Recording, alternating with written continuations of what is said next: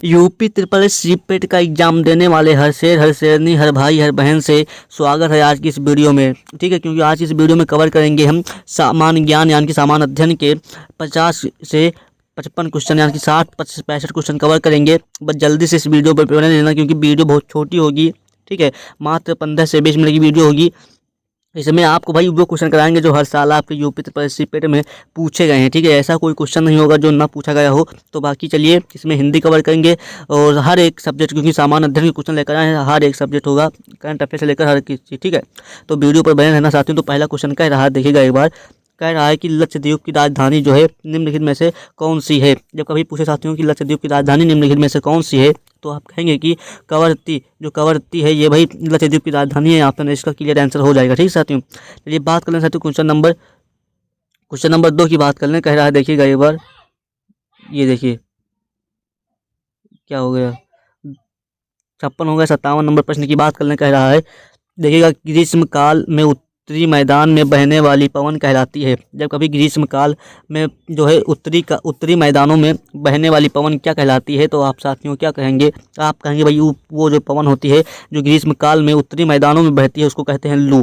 ठीक है, ऑप्शन हमारा जो किसके साथ जाएगा, बी के साथ जाएगा। ठीक साथियों, चलिए बात कर लेते हैं क्वेश्चन नंबर, देखिए क्वेश्चन नंबर जो है 58 की ओर। 58 नंबर प्रश्न कह रहा है कि उत्तर प्रदेश के निम्नलिखित में से किस जिले में नैमिषारण्य जो है तीर्थ स्थान जो है अवस्थित है। ठीक है, तो नैमिषारण्य जो है तीर्थ स्थान जो अवस्थित है उत्तर प्रदेश के किस जिले में। ठीक है, उत्तर प्रदेश के क्वेश्चन लेकर आया हूँ जो कि पूछे गए हैं। ठीक है, और सामान्य अध्ययन के, सामान्य ज्ञान के हर एक एग्जाम के क्वेश्चन लेकर आए हैं। ठीक, हर एक मतलब सामान्य अध्ययन के अंतर्गत जितने भी आते हैं सारे यहाँ पर आपको मिलेंगे देखने को। ठीक है, तो वहीं पर उत्तर प्रदेश के किस जिले में भाई नैमिषारण्य जो तीर्थ स्थल पाया जाता है अवस्थित है, तो आप क्या कहेंगे भैया? इसका जो ऑप्शन बताएंगे वो कहेंगे भाई सीतापुर। सीतापुर इसका करेक्ट आंसर होगा। ठीक, सीतापुर में जो है, सीतापुर जिले में भाई नैमिषारण्य जो है तीर्थ स्थान जो है अवस्थित है। इस बात को ध्यान रखिएगा। ठीक है, साथियों क्वेश्चन नंबर बात कर ले। कह रहा है, देखिएगा एक बार, हाँ क्वेश्चन नंबर बात कर ले साथियों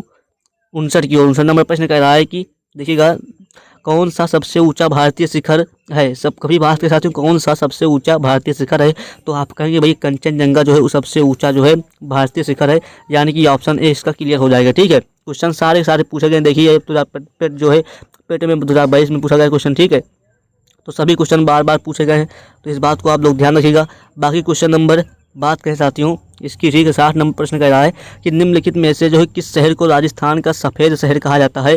जब कभी साथियों बात करें कि राजस्थान का सफ़ेद शहर किसे कहा जाता है, तो आप क्या कहेंगे साथियों? जो आप कहेंगे कि भैया उदयपुर को भैया राजस्थान का सफ़ेद शहर कहा जाता है, तो ऑप्शन इसका बी क्लियर हो जाएगा। ठीक है साथियों, ये भी क्वेश्चन पूछा गया है यूपी ट्रिपल एस सीपेट में। ठीक है, तो ये बात आप लोग ध्यान रखिएगा। बाकी क्वेश्चन नंबर 61 की बात कर लें। 61 नंबर कह रहा है, देखिएगा एक बार, कि निम्नलिखित में से डॉट है और एक केंद्र शासित प्रदेश की राजधानी नहीं है, तो यह दमन है। बिल्कुल है। ठीक है, तो 61 नंबर जो प्रश्न का ऑप्शन क्या होगा, दमन राजधानी है। ठीक है, पंडुचेरी भाई ये भी जो है, और जो कवरत्ती है भाई, अभी क्या बताया मैंने, किसकी राजधानी है बताइएगा कमेंट में एक बार।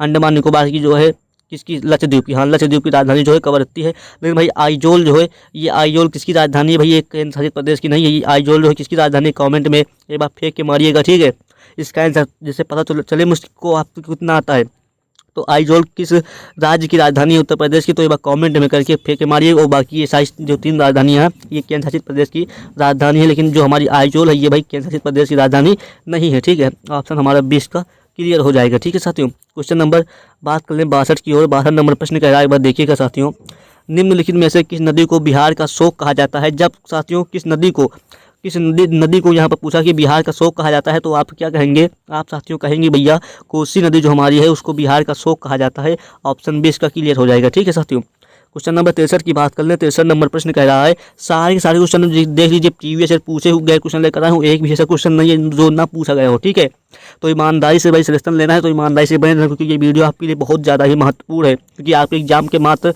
8 से 10 दिन बचे हुए हैं, तो इनमें आपको अच्छे से मेहनत करना है। ठीक है, तो बाकी यहाँ पर जो कह रहा है हमारा प्रश्न, देखिएगा एक बार, कि भाई सबसे छोटा केंद्र शासित प्रदेश कौन सा है। जब सबसे छोटा केंद्र शासित प्रदेश की बात करें भाई कौन सा है, एक बार कमेंट में बताइएगा। तो 63 नंबर जो प्रश्न का ऑप्शन जाएगा हमारा वो किसके साथ जाएगा भाई? लक्षद्वीप जो है ये सबसे छोटा जो है क्या है सबसे छोटा जो केंद्र शासित प्रदेश है, ऑप्शन 20 का क्लियर हो जाएगा। और सबसे बड़ा केंद्र शासित प्रदेश आप लोग कमेंट में बताइए, ठीक। सबसे बड़ा केंद्र शासित प्रदेश कौन सा है वह कमेंट में बताइए, ठीक है। चलिए क्वेश्चन नंबर बात कर लें साथियों, ये देखिए क्वेश्चन नंबर 64 की बात कर लें। 64 नंबर प्रश्न कह रहा है कि सागौन के जंगल भारत के निम्नलिखित में से किस राज्य में पाए जाते हैं। जब कभी बात के साथ सागौन के मतलब सागौन के जो सागौन के होते हैं जंगल, वो भारत के किस राज्य में पाए जाते हैं, तो भाई ये भी क्वेश्चन पूछा गया है, हर एक क्वेश्चन पूछा गया है, मैं बार बार कह रहा हूँ।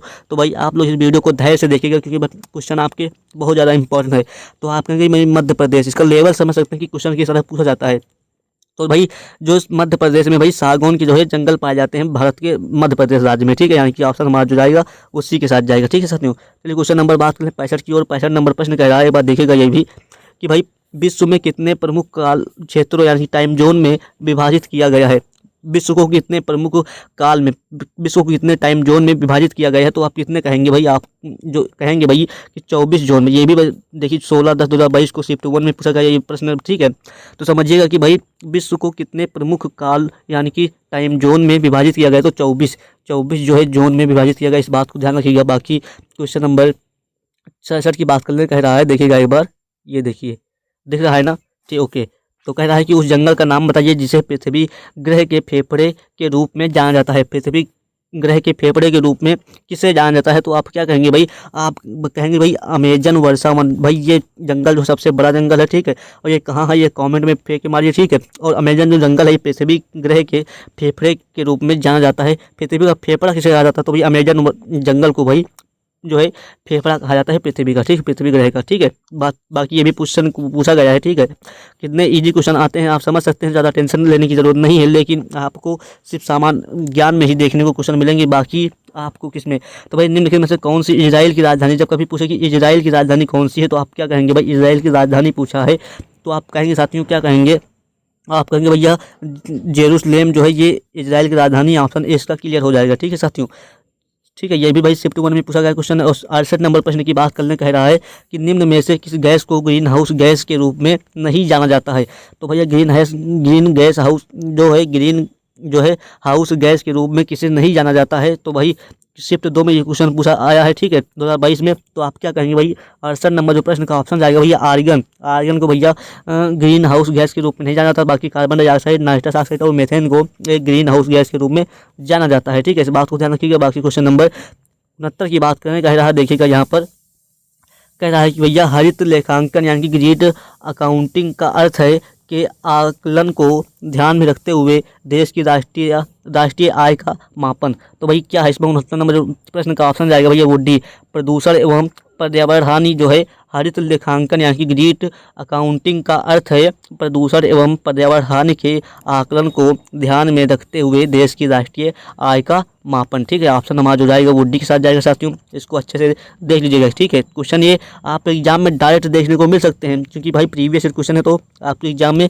देखने को मिल सकते हैं। कह रहा है 70 नंबर प्रश्न है कि निम्नलिखित में से कौन सी ओमान की राजधानी है, कौन सी ओमान की राजधानी है, तो आप क्या कहेंगे भाई 70 नंबर जो प्रश्न का ऑप्शन जाएगा वो ऑप्शन डी मास्कट। भाई मास्कट जो है ये ओमान की राजधानी है, तो इसका डी जिसका क्लियर आंसर हो जाएगा, ठीक है साथियों। क्वेश्चन नंबर 71 की बात करें, 71 नंबर प्रश्न कह रहा है देखिएगा एक बार, कह रहा है कि निम्नलिखित में से हंगरी की राष्ट्रीय मुद्रा क्या है। हंगरी की राष्ट्रीय मुद्रा क्या है, ये भाई ये भी शिफ्ट 1 में 2022 में पूछा गया प्रश्न है, ठीक है। हंगरी की राष्ट्रीय मुद्रा क्या है, तो आप क्या कहेंगे साथियों 71 नंबर जो प्रश्न का ऑप्शन जाएगा हमारा वो ये जाएगा ए, ऑप्शन ए भाई हंगेरियन फोर्टिंग जो है हंगरी की जो है राष्ट्रीय मुद्रा है, यानी कि ऑप्शन ए इसका क्लियर हो जाएगा, ठीक है। क्वेश्चन नंबर 72 की बात कर लें, कह रहा है कि निम्न में से विश्व का कौन सा सबसे बड़ा नदी द्वीप है। जब कभी पूछे कि विश्व का सबसे बड़ा नदी द्वीप कौन सा है, तो आप क्या कहेंगे साथियों, आप कहेंगे कि जो हमारा विश्व का सबसे बड़ा नदी द्वीप है वो भैया माजुली द्वीप। माजुली द्वीप जो है विश्व का सबसे बड़ा नदी द्वीप है, तो ऑप्शन हमारा डी इसका क्लियर हो जाएगा, ठीक है साथियों। तो आधी अधूरी क्लास और आधा अधूरा ज्ञान एग्जाम हाल में खतरनाक साबित हो सकता है, तो भाई ईमानदारी से सिलेक्शन लेना है तो ईमानदारी से वीडियो पर बने रहिए, क्योंकि ये वीडियो आपके लिए वेरी इंपॉर्टेंट है, ठीक है। एग्जाम के मात्र 10 से 15 दिन बचे हुए हैं, यानी कि मुश्किल का 10 से 10 दिन बचे हुए हैं आपके एग्जाम के। तो मैं चाहूँगा भाई आप जो है 2021, 22, 23 के 10 शिफ्ट के प्रैक्टिस सेट जो है ले लें विद सोल्यूशन के साथ। आपका रिवीजन करने का टाइम है, इसमें ही आपका स्कोर बन सकता है, ठीक है। क्योंकि प्रीवियस क्वेश्चन के भाई 10 शिफ्ट के लेकर आया हूँ, जिसमें भाई हर एक सब्जेक्ट है। तो आप मात्र 45 रुपये जो है पे करके इस नंबर पे आप जो है इस PDF को परचेज बाई कर सकते हैं। और बाकी यहाँ पर 45 रुपये जो लिए जा रहे हैं ये कोई मेरी फीस नहीं है, ये जो टाइपिस्ट जो चार्ज है, ये टाइपिस्ट चार्ज है जो PDF में टाइपिंग लगा है उसका चार्ज 45 रुपये है। और बाकी आप इस नंबर पर जैसे ही कॉन्टैक्ट करेंगे आपको PDF प्रोवाइड कर दी जाएगी और आपको एक स्कैनर मिलेगा, QR कोड मिलेगा। जैसे आप उस पर पेमेंट करते हैं आपको तुरंत जो है तत्काल जो है आपको पेमेंट जो है PDF 10 शिफ्ट के प्रैक्टिस सेट प्रोवाइड कर दिए जाएंगे और साथ ही में इस क्लास के भी प्रोवाइड कर दिए जाएंगे। और तो चाहता हूँ कि भाई सिलेक्शन लेना है तो भाई ईमानदारी से, क्योंकि आज के 45 रुपये आपके इस सिलेक्शन से ज़्यादा मायने रहते। तो भाई आपको क्या लगता है, आप समझ सकते हैं। तो चलिए बढ़ते हैं। तो भाई सब्सक्राइब नहीं किया तो चैनल को अभी सब्सक्राइब कर दीजिए, क्योंकि भाई वीडियो आपको इसी तरह की मिलती रहेंगी प्रीवियस ईयर। ठीक है, तो 10 दिन बचे हैं, 10 दिन में आपको अच्छे से मेहनत करना है।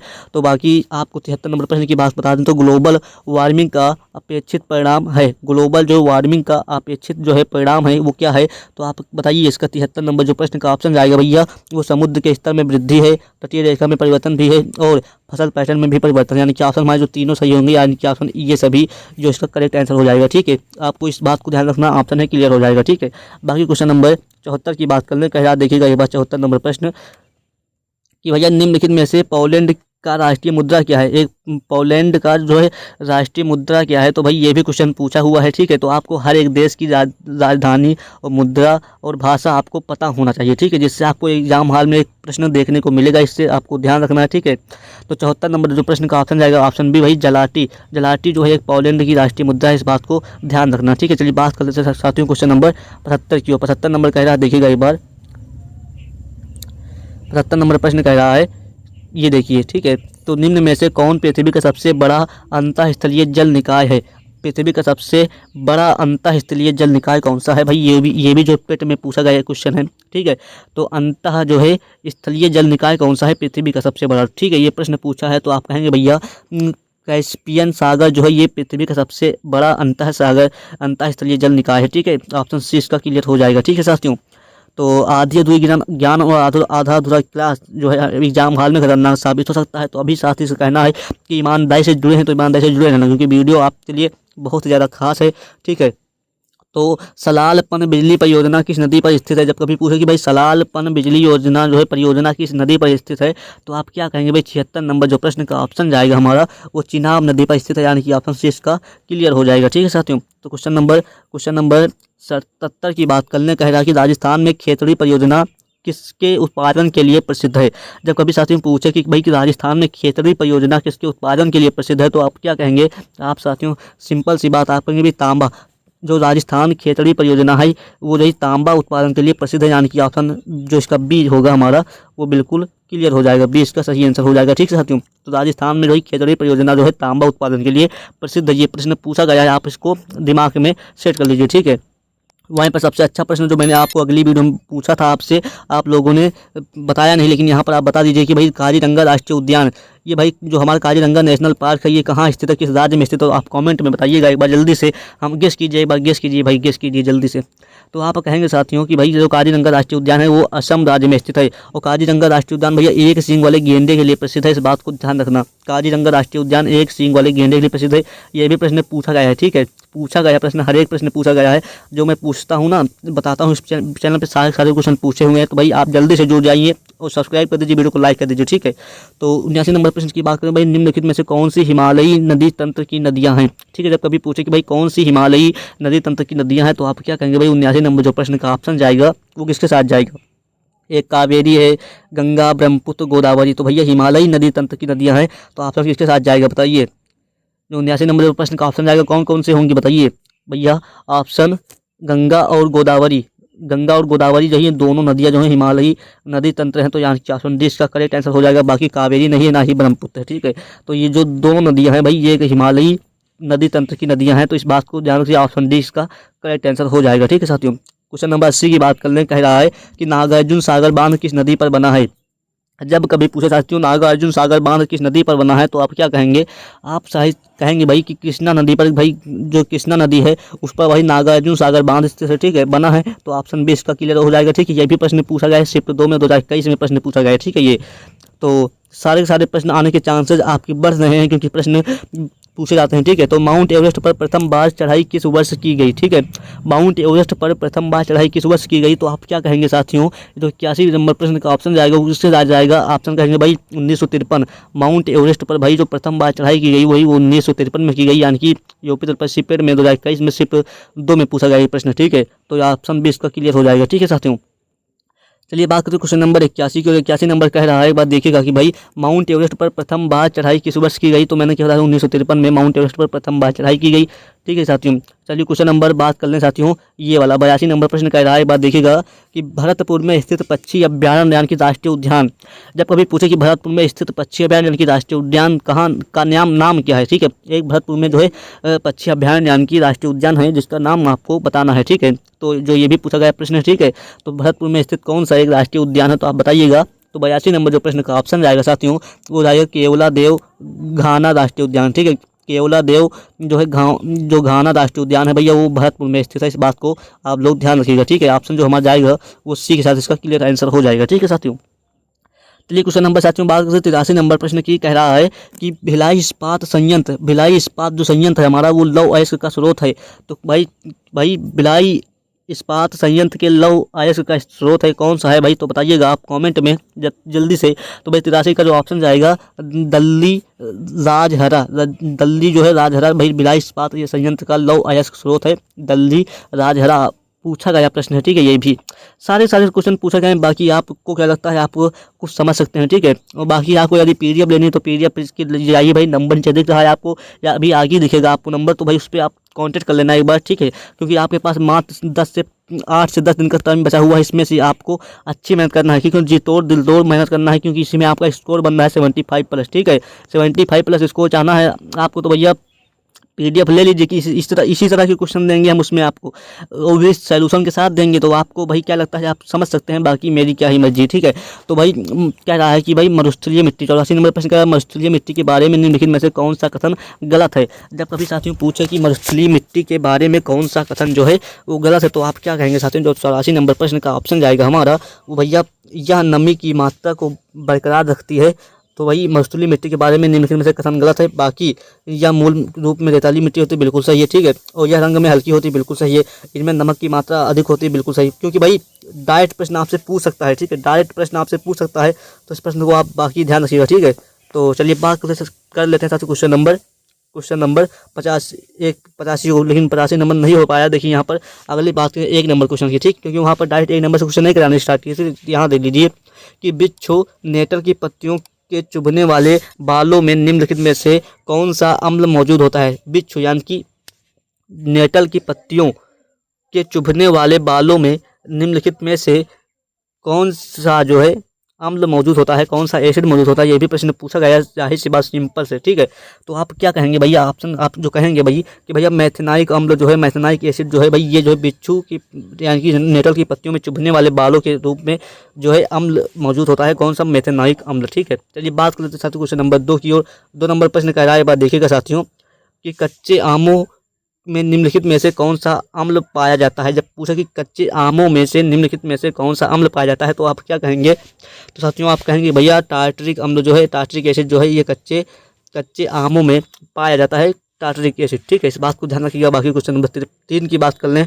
कह रहा है सारे क्वेश्चन पूछे हुए हैं, तो भाई फ्लोरोसेंट ट्यूब और CFL यानी कि CFL में निम्नलिखित में से किस जो है धातु का वाष्प होता है जो प्रकृति में विषैला होता है? ठीक है, 3 नंबर जो प्रश्न का ऑप्शन जाएगा साथियों किसके साथ जाएगा? पारा इसका सही आंसर होगा भाई।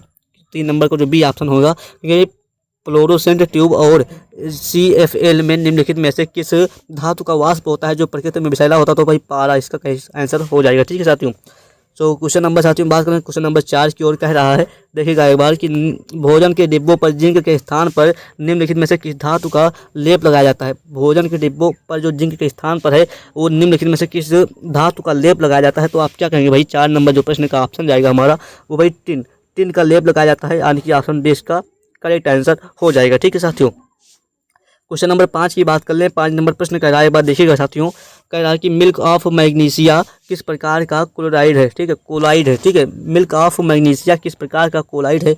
तो आप क्या कहेंगे साथियों? आप कहेंगे भाई 5 नंबर का जो ऑप्शन जाएगा हमारा डी, सोल का कोलाइड है, यानी कि ऑप्शन डी इसका करेक्ट आंसर हो जाएगा। ठीक है साथियों, क्वेश्चन नंबर 6 की बात कर लें। 6 नंबर प्रश्न कह रहा है कि निम्नलिखित में से कौन सा कार्बनिक यौगिक मानव शरीर में प्रोटोप्लाज्म को जो है जमा देता है। ठीक है, तो क्या भाई इसका आंसर जाएगा 6 नंबर प्रश्न का, तो क्या जाएगा, तो आप कहेंगे साथियों कि ऑप्शन ए भाई मेथनॉल। जो मेथनॉल है भाई ये कार्बनिक यौगिक मानव शरीर में प्रोटोप्लाज्म को जमा देता है, मेथनॉल। ठीक है, ऑप्शन ए इसका क्लियर हो जाएगा। ठीक है साथियों, क्वेश्चन नंबर 7 की बात कर लें। 7 नंबर प्रश्न का राय बात देखिएगा आप भी, तो निम्नलिखित में से किसे वुड अल्कोहल के रूप में भी जाना जाता है। ठीक है, किसे भाई वुड अल्कोहल के रूप में भी जाना जाता है, तो आप क्या कहेंगे साथियों, आप कहेंगे मेथनॉल को भाई वुड अल्कोहल के रूप में भी जाना जाता है, यानी कि ऑप्शन डी का क्लियर हो जाएगा। ठीक है साथियों, क्वेश्चन नंबर 8 की बात कर लें। 8 नंबर प्रश्न का राय बात देखिएगा आप भी, तो भाई आग के पास किस रसायन का अत्यधिक सूखा पाउडर छोड़ने से CO2 निकलता है। ठीक है, आग के पास भाई किस रसायन का अत्यधिक सूखा पाउडर छोड़ने पर CO2 निकलता है, तो आप क्या कहेंगे भाई, ऑप्शन इसका calcium carbonate, magnesium oxide, potassium phosphate या फिर सोडियम बाइकार्बोनेट। ठीक है, तो 8 नंबर जो प्रश्न का ऑप्शन जाएगा साथियों हमारा, वो किसके साथ जाएगा, आप कहेंगे भाई डी, सोडियम बाइकार्बोनेट, इसका सही आंसर हो जाएगा। ठीक है साथियों, क्वेश्चन नंबर 9 की बात कर ले। 9 नंबर प्रश्न का देखिएगा यही भी। ठीक है, तो निम्नलिखित में से किसका जलीय घोल आंखों के लिए कमजोर या पूषरोधी यानी कि एंटीसेप्टिक के रूप में प्रयोग किया जाता है। ठीक है, तो निम्नलिखित किसका जलीय घोल आंखों के लिए कमजोर प्रतिरोधी के रूप में प्रयोग किया जाता है, तो आप क्या कहेंगे भाई, 9 नंबर जो प्रश्न का ऑप्शन जाएगा वो भाई बोरिक एसिड। बोरिक एसिड इसका सही आंसर होगा, ऑप्शन ए के साथ इसका सही आंसर जाएगा। ठीक है साथियों, क्वेश्चन नंबर बात कर लें 10 की ओर। 10 नंबर प्रश्न का आगे बात देखिएगा भाई, ये देखिए कह रहा है कि भाई निम्न में से किस गैस को ग्रीन हाउस गैस के रूप में नहीं जाना जाता है। तो भाई किस गैस को भाई ग्रीन हाउस गैस के रूप में नहीं जाना जाता, मैंने अभी आपको बताया। ठीक है, तो कार्बन डाइऑक्साइड को, मेथेन को और नाइट्रस ऑक्साइड को जाना जाता है, लेकिन भाई हमारा जो ये है आर्गन गैस, ये भाई ग्रीन हाउस गैस एक प्रकार की नहीं है, यानी कि ऑप्शन डी का हमारा क्लियर हो जाएगा। ठीक है साथियों, क्वेश्चन नंबर बात कर लें साथियों 11 की। 11 नंबर प्रश्न कहा कि सभी अम्लों में समान तत्व है। जब कभी पूछे साथियों कि सभी अम्लों में समान तत्व है, ये भी प्रश्न पूछा गया है, तो आप क्या कहेंगे भाई, 11 नंबर जो प्रश्न का ऑप्शन जाएगा हमारा वो भाई हाइड्रोजन जो गैस है वो सभी अम्लों में समान है। ठीक है, समान तत्व है। ठीक है, बाकी क्वेश्चन नंबर 12 की बात कर लें। 12 नंबर प्रश्न कह रहा है कि निम्न में से कौन सी गैस जो है ग्लोबल वार्मिंग के लिए जिम्मेदार है। ग्लोबल वार्मिंग के लिए जिम्मेदार कौन सी गैस है, तो आप क्या कहेंगे भाई, जब 12 नंबर जो प्रश्न का ऑप्शन जाएगा तो कहेंगे ग्रीन हाउस गैस जो होती है।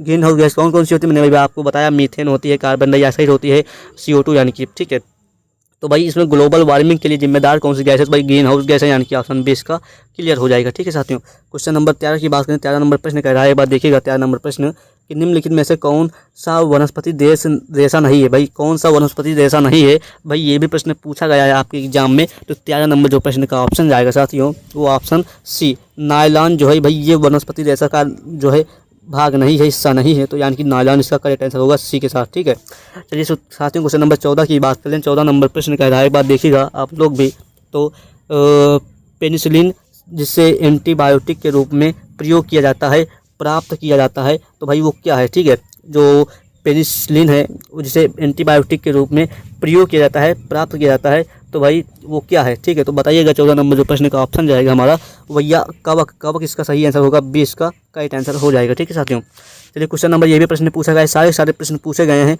तो आप समझ सकते हैं क्वेश्चन का लेवल समझ कर। ठीक है, तो निम्नलिखित में से किस गैस का प्रयोग फलों को असमय पकाने के लिए किया जाता है। निम्नलिखित में से किस गैस का प्रयोग भाई फसलों को असमय पकाने के लिए किया जाता है, तो आप क्या कहेंगे भाई 15 नंबर का ऑप्शन बी, एथिलीन इसका सही आंसर हो जाएगा। ठीक है साथियों, एथिलीन इसका करेक्ट आंसर हो जाएगा। बाकी क्वेश्चन नंबर 16 की बात करें। 16 नंबर प्रश्न कह रहा है कि ब्लीचिंग पाउडर का रासायनिक नाम यह भी है। ब्लीचिंग पाउडर का रासायनिक नाम यह भी है, तो क्या है बताइएगा।